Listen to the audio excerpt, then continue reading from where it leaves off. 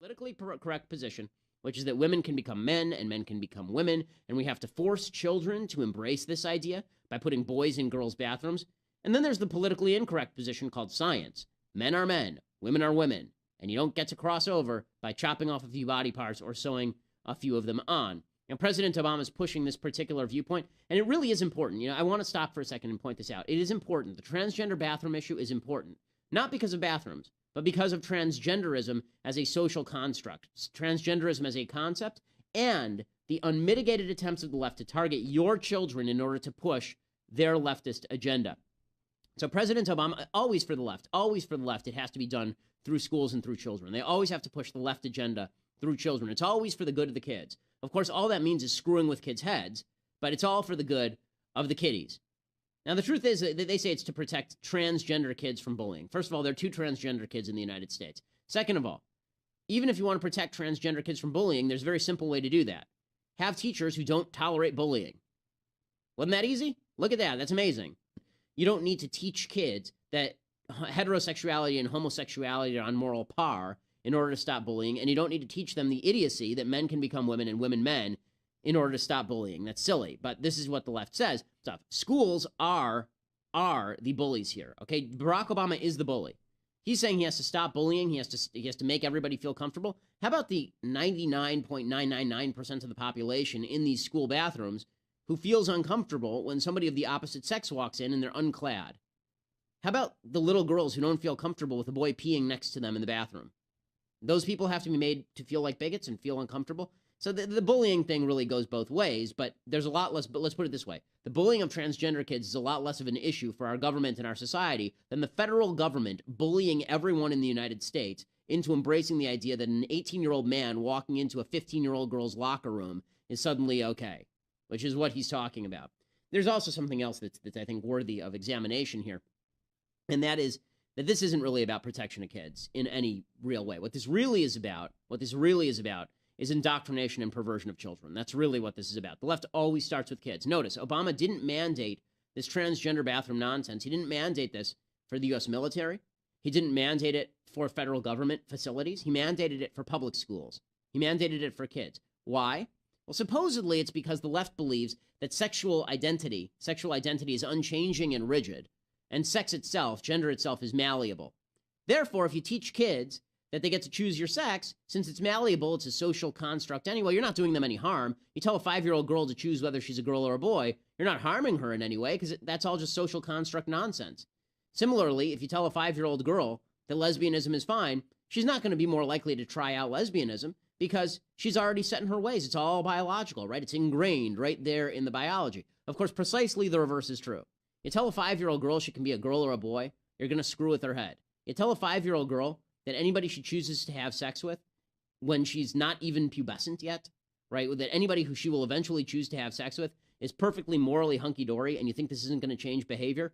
Nonsense. Nonsense. Particularly because science tends to show that sexuality is remarkably fluid. Sexual identity certainly is remarkably fluid. There's a reason that 2 generations ago, there's a poll in Britain recently, it showed for people who were born 2 generations ago, 95% say they're straight. Of people who were born in our generation, millennials, something like only 43% say they are binary straight.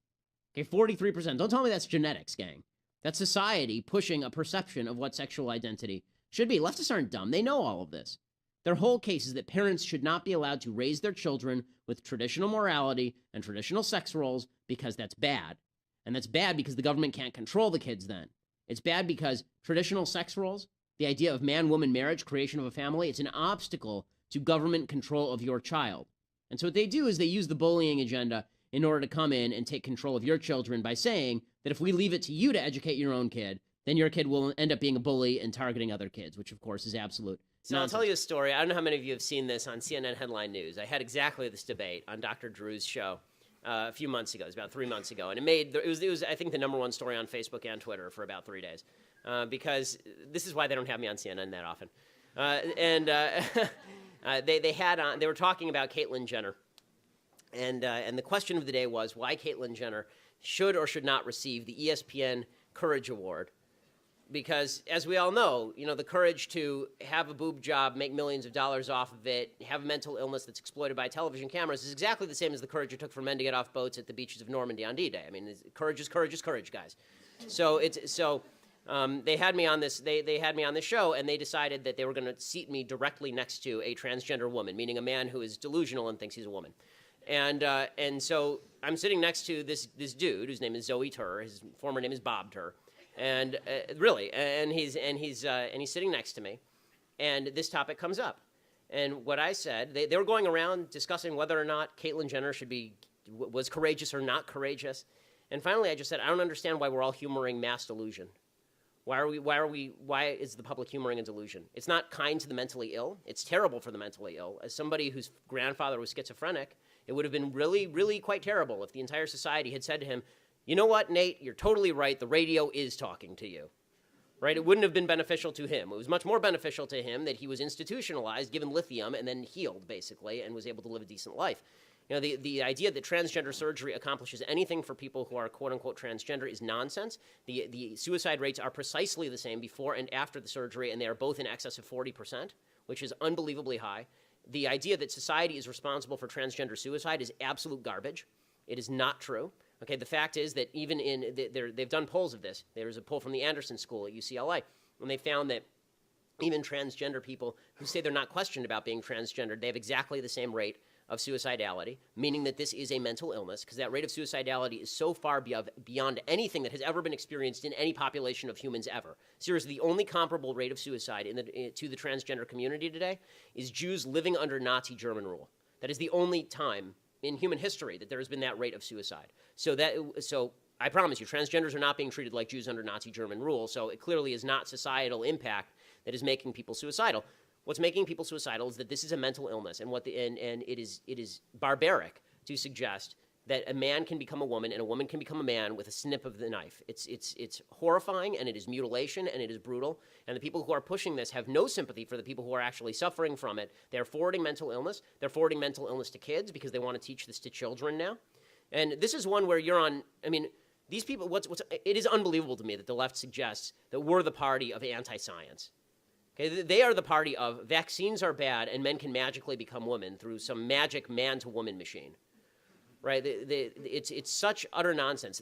Every cell of Caitlyn Jenner's body has a Y chromosome, except ironically for his sperm cells, right? So the idea that these are women is just it's utter tripe. And I have to say I am enjoying a little bit how the transgender movement is destroying feminism. That's kind of fun. Because the feminists have always argued that men and women are inherently different, right? Men and women are and women have a beautiful, unique thing to bring to the world. And then, of course, they say a bunch of other crap. But what they say is true. And now they're saying, but transgenderism says that men and women are exactly the same and can randomly shift. It's weird to hear Hillary Clinton, for example, say, Caitlyn Jenner is a beautiful, lovely woman, and then in the same sentence say, and we need a woman president. It's like, well, that's kind of weird. Why? If men and women are exactly the same, then why do we need a woman president? Right? Men and women are exactly the same. So Barack Obama, without any changes to himself, but if Obama really wanted to jack her in this election, he would do that. He'd come out 2 days before the election and he'd say, I'm the first woman president. Right? And change nothing about himself, right? Because transgenderism suggests you don't have to make physical changes, you don't have to change your dress, you don't have to change anything. Right? If you just decide one day if Charles Bronson one day decided to saunter on in, take off his gun belt, and mosey on in and sashay on in to the ladies' restroom for a little sitsy on the toilet, then he would be a woman. This is the way that this is. What I love about this particular debate is I think enough Americans are not insane that they will buy the argument that a man is a man and a woman is a woman, considering they have known this since they were small children. My daughter's 21 months old, and she can tell the difference between boys. The Democrats continue to harp about science, and their new favorite science people are, obviously, they love Caitlyn Jenner because Caitlyn Jenner is an emissary for science, which is silly. But the other person who's the emissary for science is Bill Nye the Science Guy, which just demonstrates, the left, which claims that it's just terrible, we have a celebrity president. The person that they are trotting out as their lead spokesperson for science is a guy with a mechanical engineering degree from Cornell, right, in like 1979. That guy is the scientist who they think is the expert on all things scientific, and that means that Bill Nye is pushing his version of science. What does his version of science look like? Well, again, he has this idiotic show on Netflix called Bill Nye Saves the World, and as I said yesterday, spoiler alert, he doesn't. Here is a segment from that horrible show in which he says that 3-year-olds should be able to choose their own gender. By 3 or 4, most kids identify with a gender, and it doesn't always match the sex they were assigned at birth. And a person's gender identity may change over their lifetime. And culture is getting us new ways to express all of this. How you dress, how you act and talk, how you present yourself to the world. It should be up to you. Sure, this might make things confusing for those who insist everyone pick an M or an F. But people, we have to listen to the science. And the science says we're all on a spectrum. Okay, science does not say you're on a spectrum of sex. When they say gender, see, this is what the left likes to do, and it's really, really stupid, okay? The left says that gender is a social construct, and what they mean by that is femininity and masculinity are a social construct. Here's the truth about that. There are certain aspects of masculinity that are certainly not a social construct. Higher levels of testosterone, average higher levels of violence by males than females. That is not a social construct. That is a biological reality, okay? So that is not an aspect of gender. That's more an aspect of sex. The left likes to conflate sex and gender. So they separate these two things. They say sex is your biology, and then they say that gender is a social construct that says you need to be masculine or you need to be feminine. Now, not a lot of people that I know actually care whether you act masculine or whether you act feminine, per se. But that's not choosing a gender, okay? That's just whether you act masculine or feminine. Then what the left does is they say your masculinity or femininity, we can now read back into your sex. So in other words, if you are a feminine man, right? If you're a man who's biologically male and you act feminine, maybe you're a woman. Okay, this is stupid and ascientific. There's no evidence for it at all. It is also evil to suggest that a 3-year-old knows that they're going to choose a gender that is opposite of the one that they have. Okay, 3-year-olds don't know anything. I know because I have a 3-year-old. 3-year-olds do not know anything. It is your job as an adult to teach them about things that are complex and make the complex simple in ways that they can understand. And if when they hit 15, they're still having problems, then we can have a conversation about this. But this idea that 3-year-olds are capable of choosing their gender is asinine. Anyone who has a 3-year-old will tell you this. And it is cruel to a 3-year-old to say to the 3-year-old that you're going to be allowed to define your own essence of the world and you're going to be allowed to override your own biology. A 3-year-old is not capable of doing that. And there is no science to support this. What he has is anecdotal evidence saying that people who are 20 say, when I was 3, I felt like a girl in a boy's body.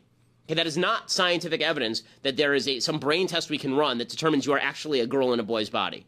There's no scientific evidence to that effect. The idea that he is saying this is purely anti-scientific.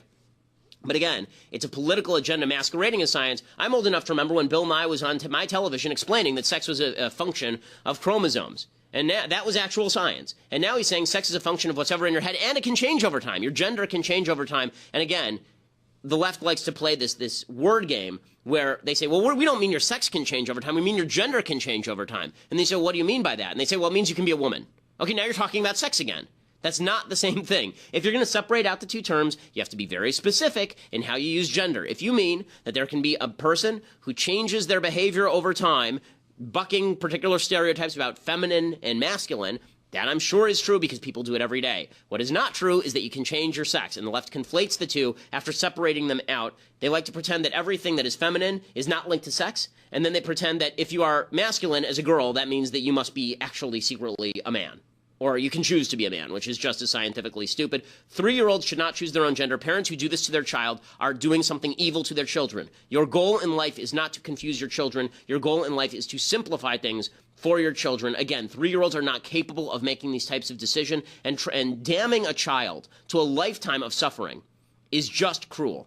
The studies show that 8 in 10 kids who at any point suffer from any sort of gender identity issues grow out of that by the time they hit their teenage years. And what he is saying is that we should tell all kids, 100 out of 100 kids, we should tell them all they can pick their sex. So now you're telling a bunch of 3-year-olds, who are by nature dumb, that they can pick their sex. Okay, they can't. And it is a lie. And then beyond that lie, you're now confusing 100 3-year-olds. Let's take it statistically. Let's even pretend that Bill Nye was right. Okay, let's pretend that it's biologically decided that you're a boy in a girl's body or some such nonsense, which is just not true. And again, there's no scientific evidence to suggest that you're a boy in a girl's body. In fact, even the people who say that brain scans show differences between transgender people and people who are not transgender, even those say that it is a transgender brain, but it does not mean that you have a woman's brain in a man's body. It just means that you have differences from the traditional male brain. Even that is really really scanty evidence, but that's the furthest that good scientists will go. And to say anything different is just not scientific. But let's take this statistically and assume that the left is even correct. Okay, so the transgender suicide rate over the course of a lifetime is 40%. 40%. Less than 1 person per 100 is going to be transgender in the United States. It's very, very rare, okay? And it's getting more common now because it's become kind of trendy, and because if you're a teenager and you want attention, then you can do it. Or if you have doubts, then we have decided that we're going to promulgate those doubts into reality. So even if you're not just trying to do it for some nefarious reason, if you have doubts, we're now trying to reinforce those doubts as a society. But let's use the numbers on hand. So like say 1 out of 100 kids has gender identity disorder or gender dysphoria, okay? Now you're talking about that kid having a 40% lifetime suicide rate. There's no evidence that that is mitigated in any significant way by society's acceptance of transgenderism.